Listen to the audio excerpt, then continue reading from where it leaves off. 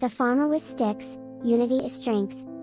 Imagine a day when a wise farmer gathers his children around him. He shares a secret strength not in muscles, but in unity. The curious children watch as he reveals his lesson with simple sticks. First, the farmer gives each child a single stick. With ease, they break them one by one. Alone, we can be fragile, the farmer explains. The children start to understand, but the lesson isn't over yet. Next, the farmer ties many sticks together. This time, try as they might, the sticks won't break. Together, we are unbreakable, the farmer smiles. By working as a team, their combined strength is mighty. The children learn that life can be just like the sticks. Standing alone, they face challenges. But with friends and family, they become a force of strength. This story teaches all of us that unity is our greatest power.